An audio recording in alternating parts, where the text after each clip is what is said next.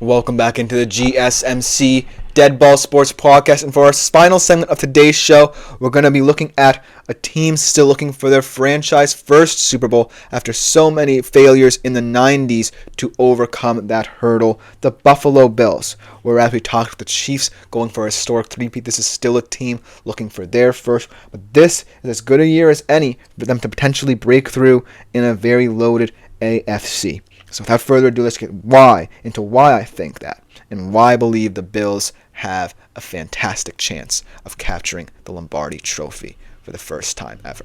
Let's start off with how impressive this offense have looked, because I truly believe that this has been the best iteration of this Bills offense, despite the fact that a lot of people think it would have been their worst.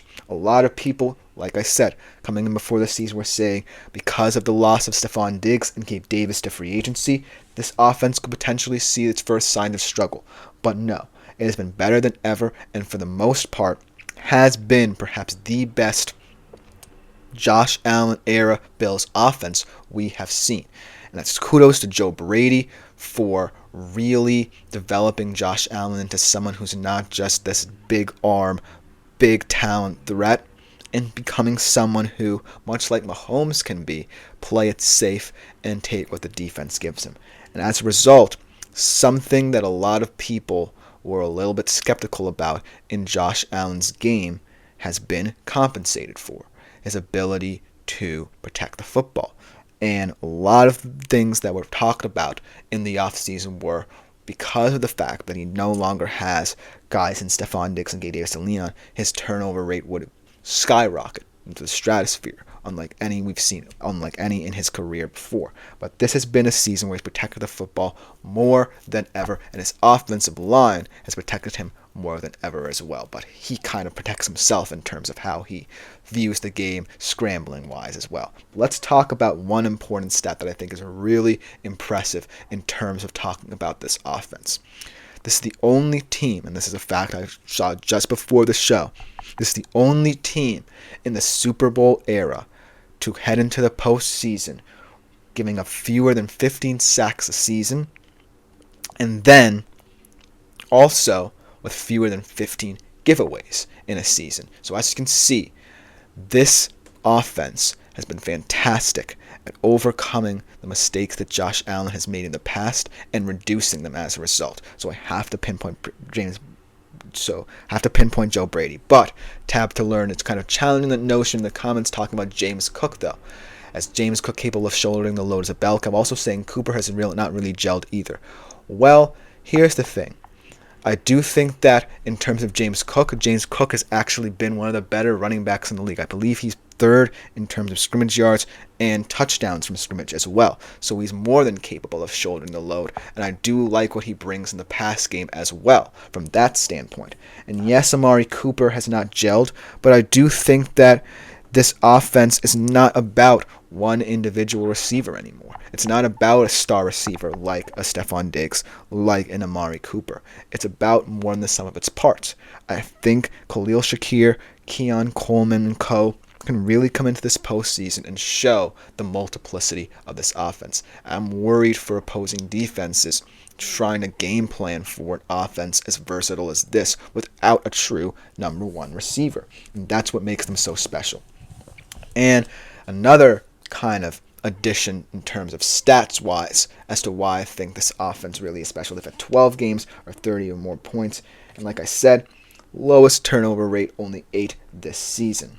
And I feel like the best parts of this offense really compensate for one of the caveats in this Bills Super Bowl run. Their defense, because their defense has really not looked all that impressive, especially down the stretch this season. And I do think one aspect of their defense really has been troublesome all year long.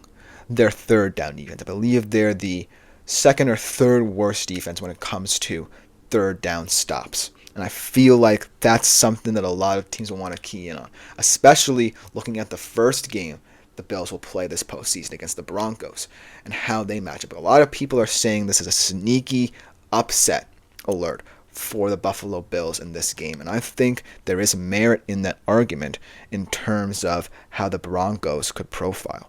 Because even though in certain areas of their offense, the Broncos can tend to come up shorter than a lot of playoff teams. I do feel like you can find certain matchups, whether it be on third and manageables or even third and longs, where they feel like they can attack the worst aspects of this Bills defense. And I feel like, for the most part, a lot of things to do with their ineptitude on defense stems down to injuries as well. They haven't had Matt Milano or Terrell Bernard in their linebacking core for several games, but I do think that teams still feel like they can exploit that aspect of the Bills defense, especially to sustain drives, because that's what you're going to have to do to take down this Bills team, because chances are you're not going to be stopping them anytime soon. So I do feel like if teams can play into the Bills' identity and say, let's make this a shootout, and ultimately the Bills' defense might slip up a little bit more than ours, so why not just go for it? Then I feel teams will be a little more comfortable. And maybe that will slide against the Broncos, because I don't think the Broncos are just there yet. But if they face the Ravens, and if they win that game, they face the Chiefs yet again, who knows what will happen. But let's talk a little bit more about the positives here, because I do think Josh Allen has to be appreciated this season, because his decision making has been the best it's been all year long, and it's down to the comfortability we've seen from him in this offense opposed to recent years.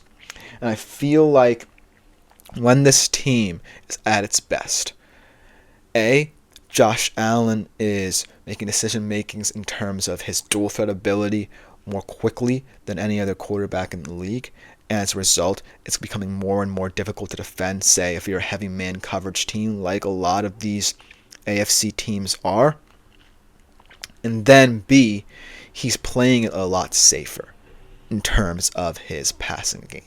I feel like he's more willing to dump it down to James Cook, pass to Khalil Shakir in the sticks, and then, when necessary, try and get a deep ball down to Keon Coleman, or even a guy in Dalton Kincaid who's very versatile at the tight end position, might I add.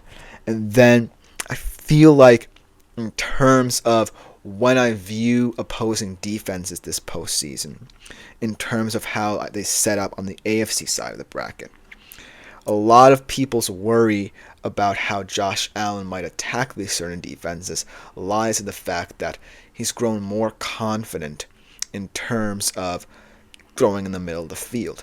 And a lot of these guys on the outside, in terms of opposing defenses I'm talking about, really are very strong. You have guys, for example, on the Broncos, Pat Surtain, Riley Moss. Then if you beat Denver and you face a team like Baltimore, you'll have to worry about Humphrey and Nate Wiggins. And then the Chiefs, you're going to have to worry about McDuffie.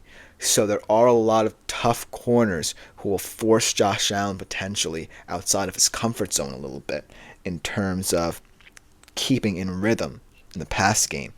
But I do feel like Josh Allen has grown a little bit more multifaceted in how he approaches the pass game. He's not just looking for that one deep shot that will kill you.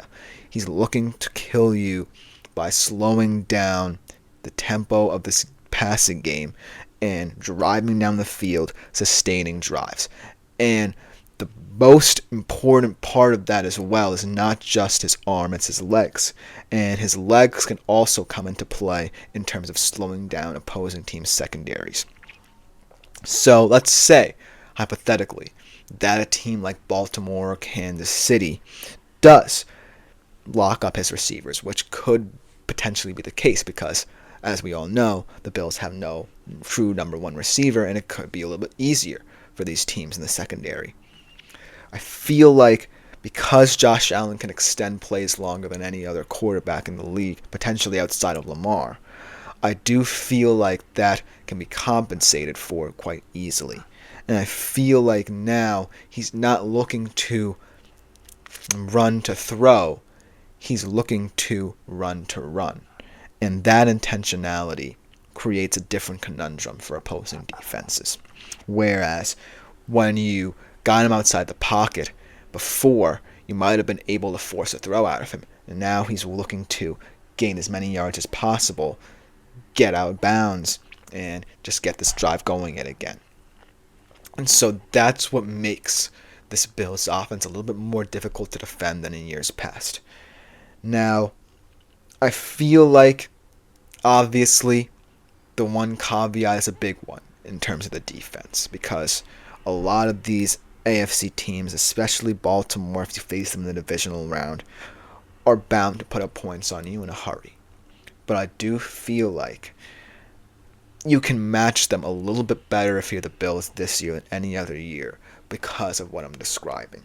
And so, looking at their path, it is going to be a little bit more difficult and unique than in recent years, because every single team feels like it can match your receivers a little bit better than in recent years, because of how Joe Brady has improved Josh Allen to the point where he's not always looking for a true number one wide receiver to step up.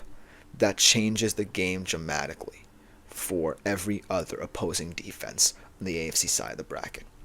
Now, if they do get to the Super Bowl and they face a team, say, like the Rams, who can generate a lot of pressure up front and have a very underrated secondary, or the Lions, who might have gotten a little bit healthier to that point. They obviously are hoping that Aiden Hutchinson can come back to that point and generate a lot of pressure, and also have a very underrated secondary in that regard, with a guy who's leading the league in interceptions in Kirby Joseph, and Brian Branch, who's very versatile in the slot.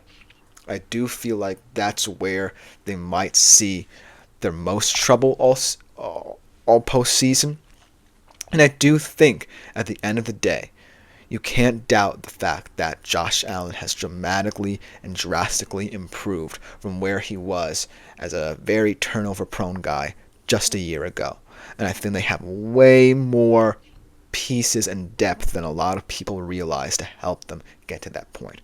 So that's why I believe Buffalo, despite all the odds before the season saying that this offense would struggle, despite the fact they don't really have a top receiver, despite the fact, they really don't have the best defense in the postseason, I still think this team is highly capable of making it all the way to the Super Bowl and finally hoisting the Lombardi Trophy. Let me continue to know what you think in the comments, because that will just about do it for today's edition of the GSMC Dead Ball Sports Podcast. I've been your host, Christopher Shepard. Thank you all for tuning in, and thank you all for your comments. Continue to keep up the good work by clicking on the Super Chat, Super Things, and Super Stickers features here on YouTube, and contributing and interacting with the show a little bit more directly. Like, follow, and subscribe with the show in the network to keep more up to date with all of our shows. But other than that, I will see you tomorrow.